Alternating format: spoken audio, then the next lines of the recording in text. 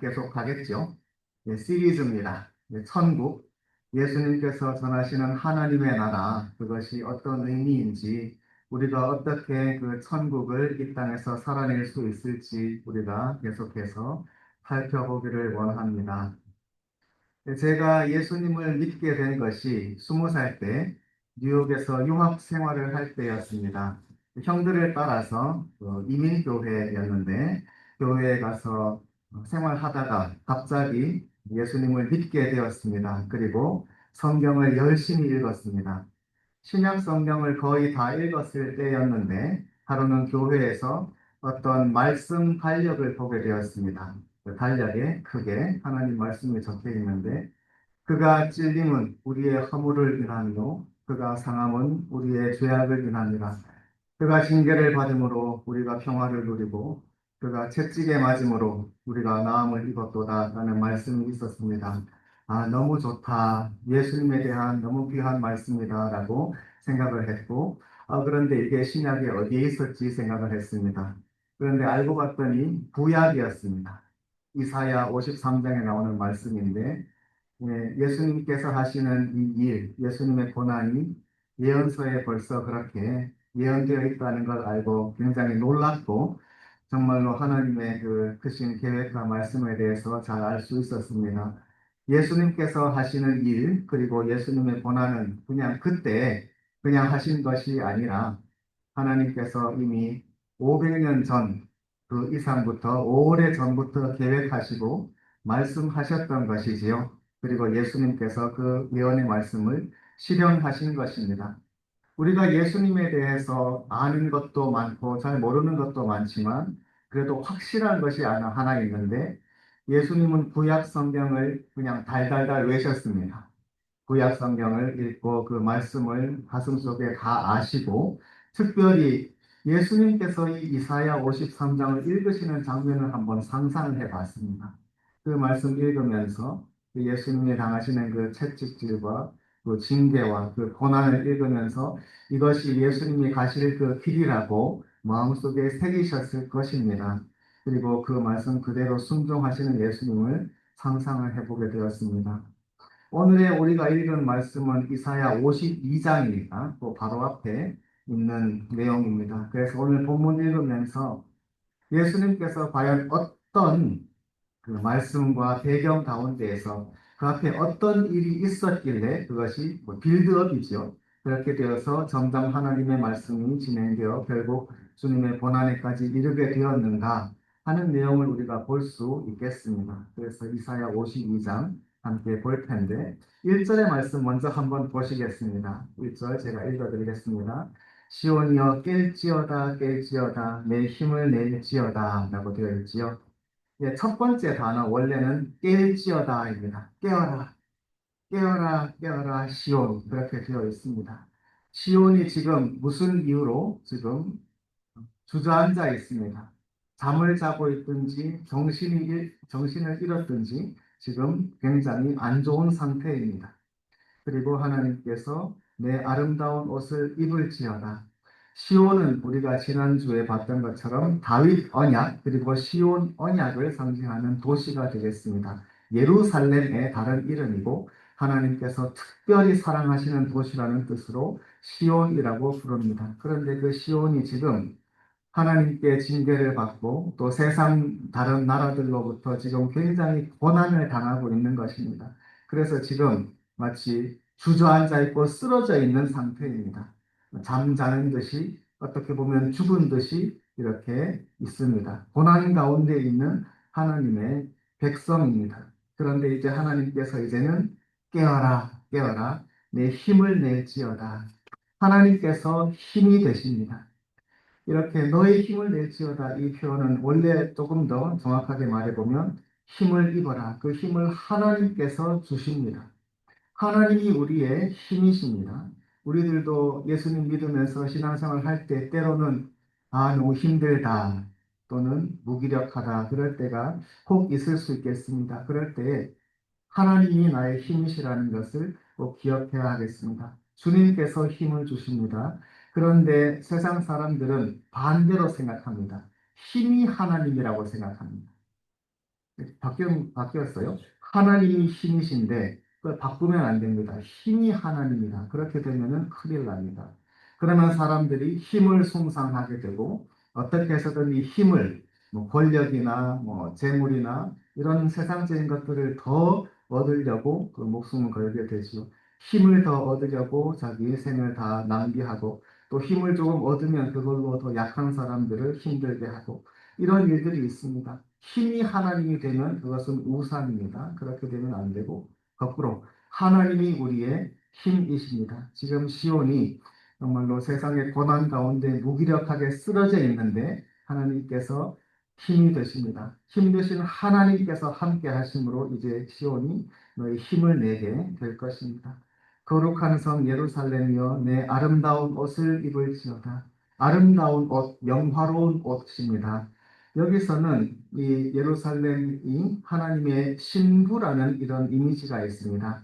구약에서 하나님의 백성은 하나님의 신부입니다. 이것은 신약에도 나오고 요한계시록에서 하늘에서 내려오는 새 예루살렘이 신부가 단장한 것 같았습니다. 그래서 신랑 되시는 어린 양 예수님께 나오게 되는데 이렇게 하나님의 백성은 하나님의 신부에게 아주 아름다운 옷을 입혀주시는 그런 광경입니다.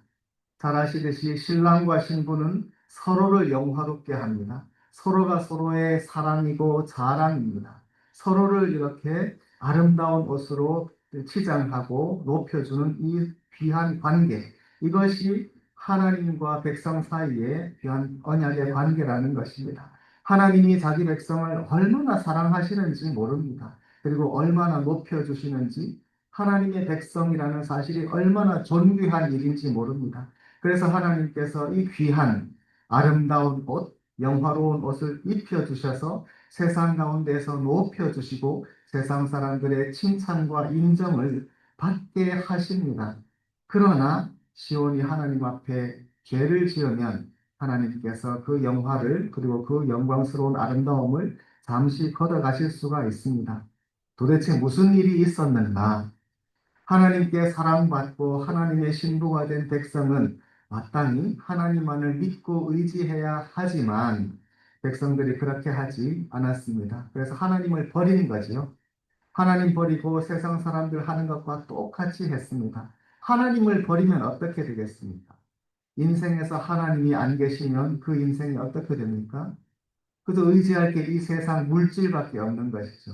세상의 물질 세계, 세상의 돈이라든가 사람이라든가 그런 것만 의지하고 사는 인생이 어떻게 되겠습니까?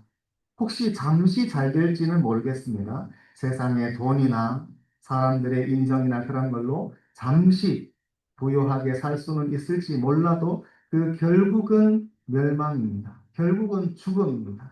결국은 허무함입니다. 그런 세상이 좋다고 나간 것입니다. 그러니 하나님께서 자기 백성을 사랑하시기 때문에 내버려 두지 않으시고 하나님께서 붙드십니다. 그것이 그들에게는 고난으로 다가온 것이고 세상 사람들로부터 매맞는 걸로 다가온 것입니다. 그래서 지금 이렇게 땅바닥에 쓰러져 있고 잠든 듯이 죽은 듯이 되어 있는 것입니다. 그러나 이 하나님의 이 징계의 시간이 끝났고 이제는 하나님께서 정다히 사랑스럽고 자비롭게 불러주십니다. 그래서 깨어라 아름다운 옷을 입어라. 이제부터 할례받지 않은 자와 부정한 자가 다시는 내게 들어오지 않을 것이다. 어떤 일이 있었는지 여기서 알려줍니다. 외국의 그 악한 나라들, 그리고 강한 나라들, 아수르, 바벨론 이런 나라들이 쳐들어왔죠. 그리고 그 성을 다 멸망시키고 불태우고 죽이고 또 살아남은 사람들은 노예로 끌고 갔습니다. 그 부정한 사람들의 발이, 분화발이 도시를 짓밟은 것입니다. 하나님의 이름이 모욕을 받았습니다. 끔찍한 일이 벌어진 것입니다. 그것이 하나님 백성들에게 어떤 트라우마가 되었습니다. 그러나 그런 일들을 통해서 하나님은 그 백성들이 회개하고 다시 하나님께 돌아오기를 원하셨지요. 그래서 그런 일을 허락하셨지만 이제는 앞으로는 다시는 그런 일이 그 무할례자나 또 부정한 자가 들어오는 일이 없을 것이라 약속을 하셨습니다. 2절의 말씀 보시겠습니다. 2절에 너는 티끌을 털어버릴지어다. 지금 땅바닥에 쓰러져 있는 것입니다. 그러니까 온통 먼지와 땅의 흙을 지금 뒤집어 쓰고 있는 상태인 것이죠. 그러나 이제는 일어나서 올바르게 앉을지어다. 사로잡힌 딸 시온이여 목에 줄을 스스로 풀지어다. 목에 줄이 결박이 되어 있는 것입니다.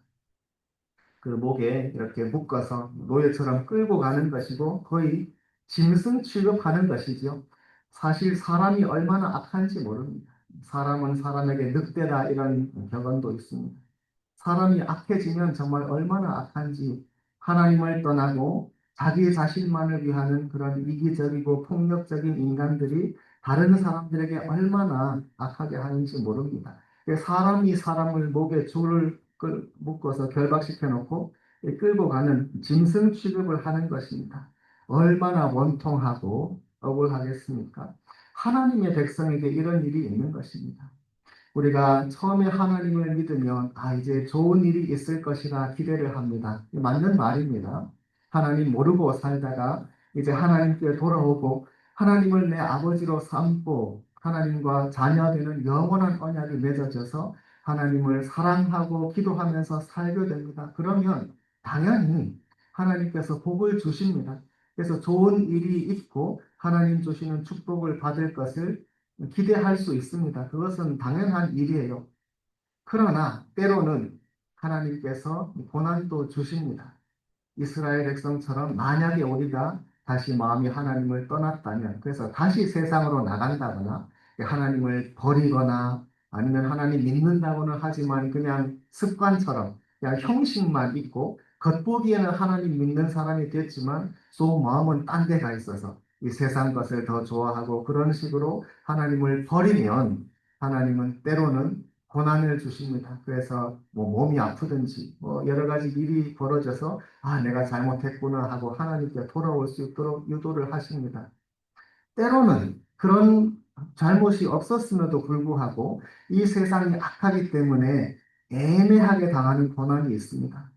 하나님께서 이 모든 세상으로부터 당하는 이런 악한 고난과 사고와 질병을 다 막아주시면 좋겠는데 사실 하나님은 그렇게 기계적으로 하지 않으십니다.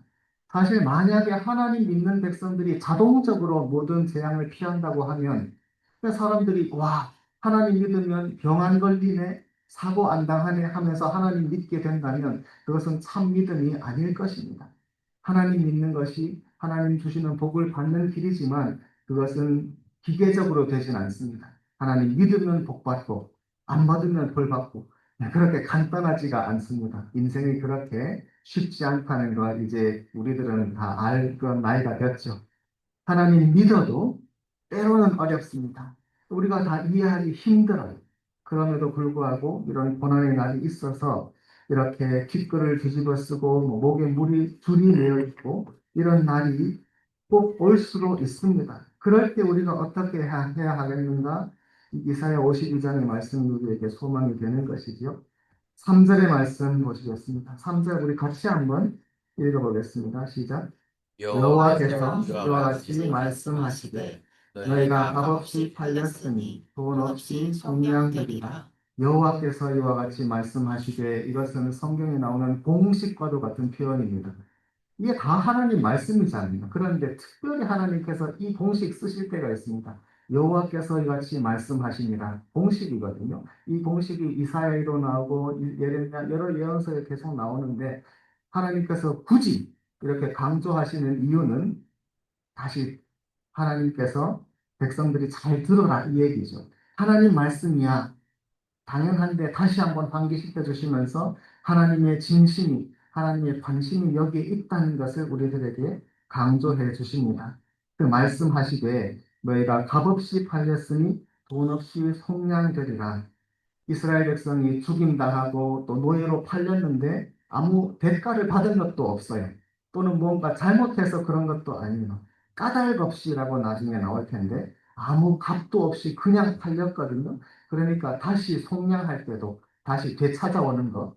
원래는 몸값을 주고 다시 되사오는 것이 속량인데 리디임을 하는 것인데 그렇게 되찾아오는 속량할 때 뭐 페이먼트가 필요가 없어요. 돈 없이 속량되리라. 왜냐하면 처음에 팔릴 때도 받은 게 없으니까 다시 되찾아올 때도 돈 없이 속량되리라. 하나님께서 무조건 아무런 그런 조건이나 그런 필요한 것이 없이 다시 되찾아올 것이다. 속량되리라 하나님께서 말씀을 하십니다.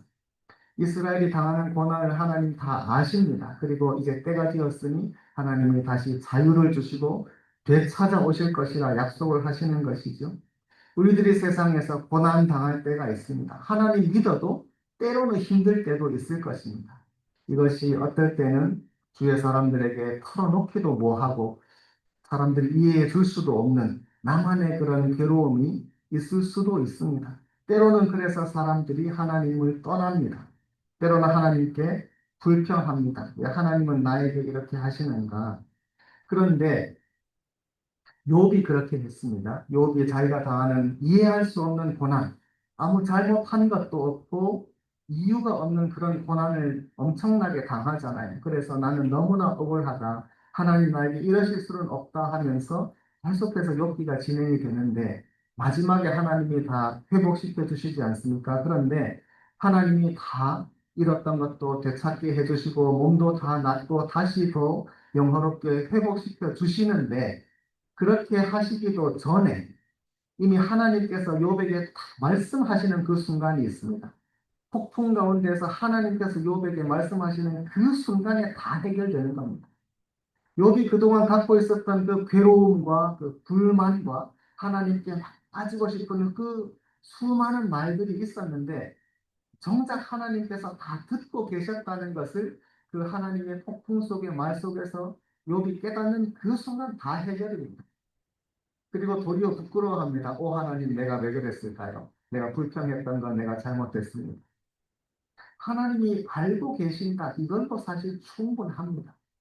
우리들도 사실 각자 남 모르는 그런 사정이 있고 그런 괴로움이 있을 수 있습니다. 이 내 마음은 아무도 이해하지 못할 거야. 그런 것이 있을 수 있지만은 그러나 우리에게 가장 큰 위로가 되는 것 그리고 해결책은 결국 이것입니다.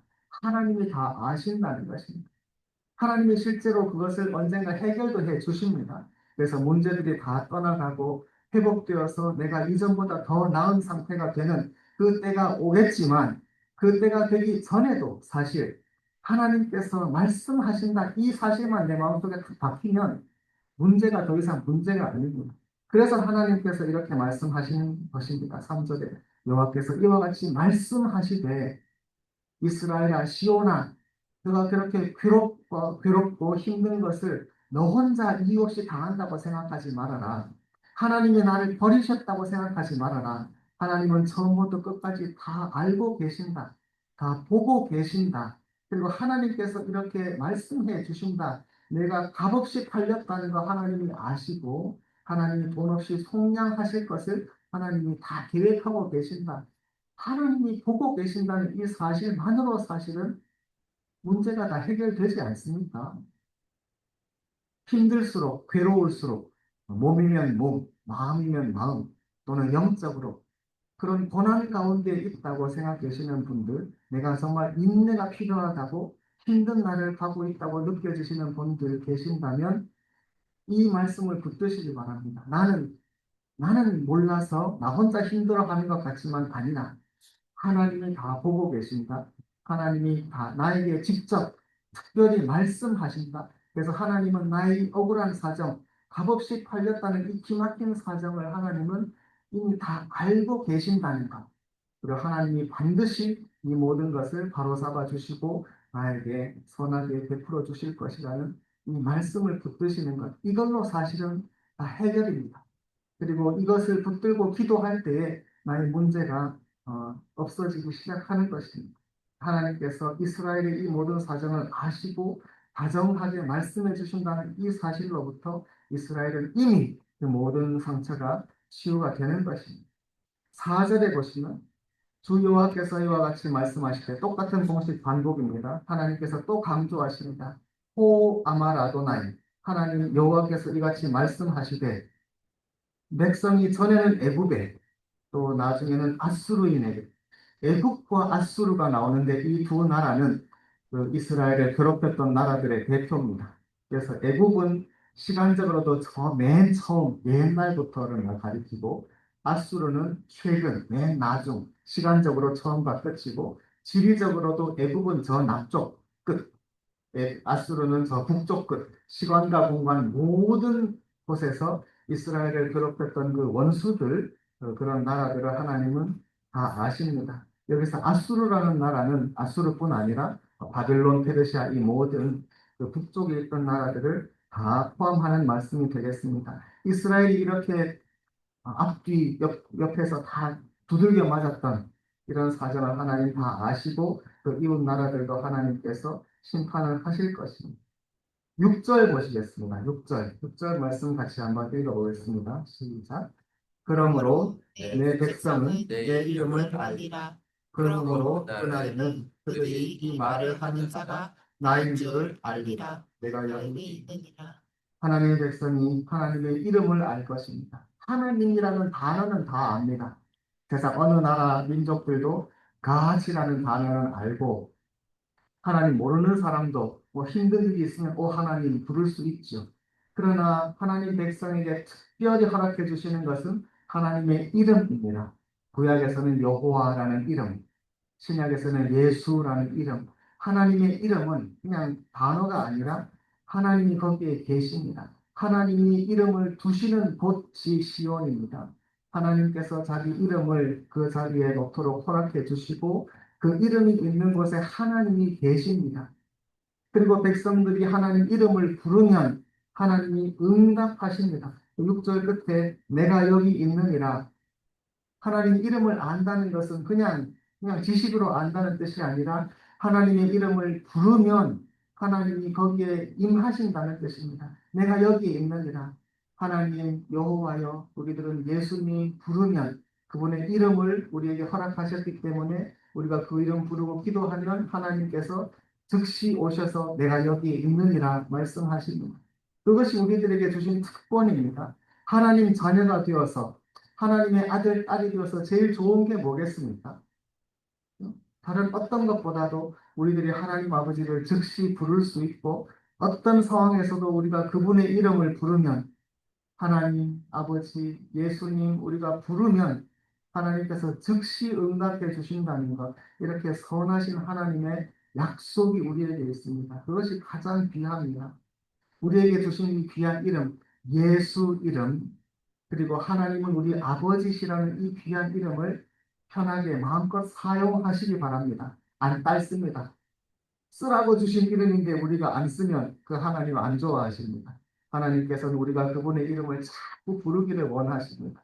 기도할 때 평소에도 목소리로 마음으로 자꾸 불러보세요.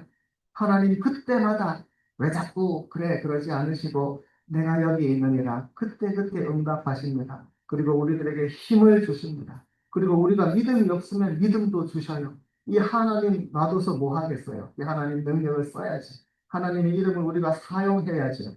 그것이 자녀들에게 주시는 특권인데 그 특권을 마음껏 누리시는 저와 여러분 되시기 바랍니다. 그러므로 그 날에는 그날 제가 예전에 이 말이 너무너무 중요하다고 말씀드린 적이 있는데 기억나시나요? 구약에서 그날이라는 이 표현 또는 여호와의 날 무지무지 중요하다고 말씀을 드렸습니다. 신약에서는 이거에 해당되는 동의어가 뭐라고 했나요? 신약에서는 이것이 하나님 나라입니다. 천국. 천국이 가까이 왔다. 하나님 나라가 가까이 왔다고 예수님 말씀하셨습니다. 그 언제냐? 그게 그 날인 것입니다. 그러므로 구약에서의 그날 또는 하나님 여호와의 날은 신약에서의 천국과 동의어입니다. 그래서 그 날에는 하나님 나라가 임하는 그 날에는 그들이 이 말을 하는 자가 나인 줄, 내가 이 말씀을 하고 있다는 사실, 그리고 내가 여기에 있느니라라는 그 하나님의 임재와 능력을 그 백성들이 완전히 확실히 알게 될 것입니다. 이것이 백성들에게 주신 특권입니다. 7절의 말씀입니다. 7절에 좋은 소식을 전하며 평화를 공포하며 좋은 소식은 말 그대로 복음입니다. 복음, 좋은 소식, 굿뉴스. 하나님께서 이렇게 우리들을 위로하시고 구원하시고 우리들에게 새 힘을 주시고 영화롭게 하시는 이 귀한 하나님의 사랑, 그런데 이 사랑이 우리들에게 전해져야 되잖아요. 그래야 우리들이 그것을 알 것 아닙니까? 이 좋은 소식을 전한다. 이것이 7절의 주제입니다. 이 좋은 소식의 내용은 먼저 평화입니다. 샬롬. 더 이상 괴로움이 없고 전쟁이 없고 고난이 없는 평화가 선포가 됩니다. 또한 복된 소식을 가져오는데 구원입니다. 구원이 그 복된 소식의 내용입니다. 여기서 이 구원은 히브리 말로 문자 그대로 예수입니다. 예수. 예수 이름이 구원이라는 뜻이지요. 자기 백성을 죄에서 구원하실 자. 하나님께서 그 복된 소식, 좋은 소식으로 전해 주시는 그 좋은 내용이 그냥 구원, 예수입니다. 예수를 공포하며 시온을 향하여 이르기를 내 하나님이 통치하신다. 내 하나님이 다스리신다 하는 것이 이 복음의 내용입니다. 하나님의 다스리심, 이것도 원어 문자 그대로 하나님이 왕이시다거든요. 하나님은 왕이시다. 이것이 이 복음의 내용입니다. 예수님, 구원 되시는 예수를 전하고 또 그 하나님의 왕 되심을 전합니다. 예수님께서 이 말씀 읽으시면서 하나님 나라 분명히 가슴속에 새기시는 광경을 상상을 해보게 됩니다. 하나님이 다스리신다. 이것보다 더 좋은 소식이 없습니다. 이 세상이 괴로워도 세상에 온갖 악과 불의와 억울함이 가득한 것 같아도 결국은 하나님이 다스리신다. 이것만큼 좋은 소식이 없습니다. 어떤 사람들은 이 세상이 너무나 악하기 때문에 하나님은 없다고 말합니다. 이 세상에 보면은 악한 사람들은 잘 되고 잘 살고 세상에 선하고 약한 사람들이 고난받고 억울하게 죽습니다. 또는 사고가 나서 홍수가 나서 정말 아무 죄 없는 백성들이 죽습니다. 이런 세상을 보면서 어떤 사람들은 하나님은 없다고 말합니다. 아닙니다. 만약에 그래서 하나님이 없다고 한다면 그럼 우리들은 어떻게 산단 말입니까? 이 세상에 아무 소망 없이 그냥 이 세상 눈에 보이는 이 물질 세계만 믿고 살다는 말입니까? 이 물질 세계 그냥 있다가도 없어지고 썩고 우리의 육신 그냥 이 세상에 얼마나 살지 모르지만 결국은 죽을 우리들의 이 인생을 의지하고 살란 말입니까? 아무 소망 없이 아니, 악한 사람 잘 돼도 할 수 없는 것이고 선한 사람 일찍 고난 당해도 억울해도 뭐 그런 거야 하면서 아무 소망 없이 의미 없이 그렇게 살다가 죽으라는 말입니까? 그럴 수 없습니다. 하나님이 안 계신다고 하면 우리의 인생은 끔찍합니다. 그것이 지옥입니다. 그러나 하나님 우리에게 주시는 이 가장 복된 소식이 이것입니다. 하나님이 다스리신다. 아무리 내가 이해가 안 되어도 너무나 억울하고 이 세상에 약한 사람들이 선한 사람들이 고난당하는 이런 불의한 세상이라 할지라도 결국은 하나님이 다스리신다. 이것 말고는 우리에게 소망이 없습니다. 성경의 백성들은 이 소식을 붙든 사람들입니다. 사실 이스라엘 백성들이 그 많은 고난과 괴로움을 당했을지라도 이 하나님이 다스리신다 하는 이 복음을 붙들었기 때문에 살 수 있었습니다. 그리고 이 소식을 우리들에게 전해준 것입니다. 하나님이 다스리신다. 이 복된 소식, 하나님이 왕이시다. 이 사실을 위해서 결국 예수님 이 세상에 오신 것입니다. 그 소식 전하는 산을 넘는 발이 얼마나 아름다운가 이렇게 되어 있습니다. 복음 전하는 발의 아름다움. 8절 파수꾼들의 소리로다. 그래서 산을 넘고 그래 좋은 소식 전하는 사람들이 막 달려오면 파수꾼이 멀리서 높이서 보고서 그 소식을 아는 것이죠. 그리고 그 복음인 것을 알고 소리를 높여서 일찍이 노래합니다. 그러면 여호와께서 시온으로 돌아오실 때 그들의 눈이 마주 봅니다. 눈이 마주 본다는 표현은 이것이 또 애매한데 파수꾼들이 서로 본다는 뜻도 되지만 아마 파수꾼의 눈이 시온으로 오시는 여호와 하나님과 눈이 마주친다는 그런 너무나 멋진 표현인 것 같습니다. 하나님이 시온으로 오신다. 이것이 구약 성경에서 가장 강렬한 하나님의 임재의 말씀이 되겠습니다. 우리들은 이 말씀이 무엇인지 압니다. 예수님께서 우리들에게 오셔서 하나님 말씀이 육신이 된 예수님께서 친히 이 세상에 오십니다. 그래서 정말로 우리와 눈을 맞추어 주시고 우리 곁에서 친구와 구원자가 되어 주십니다. 결국 이 복된 소식을 위해서 그래서 예수님 정말로 자기 자신을 들이셔서 고난의 길 그리고 고난을 통한 승리로 우리들에게 하나님의 복을 전해주시는 그 복된 십자가의 길을 가시는 것입니다. 오늘 이 말씀 붙드시면서 기도하기를 원합니다. 먼저 우리들은 하나님 다스리신다 이 말씀을 깊이 묵상해야 되겠습니다. 가슴 속에 새겨야 되겠습니다. 내가 힘들어도 이해가 안 되어도 결국 하나님이 다스리신다 이 사실을 우리들이 꼭 붙들어야 되겠습니다. 그리고 이 소식이 꼭 필요한 사람들이 있습니다. 지금 고난받는 사람들, 힘든 분들, 또는 사랑하는 사람을 잃고 눈물 흘리고 있는 그런 사람들에게 아니야, 소망이 있어. 하나님이 다스리셔. 이 사실을 우리들이 전할 사명이 있습니다. 우리들이 그것을 위해서 교회로 부르심을 받았습니다. 이 시간 함께 기도하실 때에 이 귀한 복된 소식, 하나님이 다스리신다는 귀한 소식을 우리들 나 자신과 주위 사람들에게 온전히 전하는 우리가 되기를 원합니다. 함께 기도하겠습니다.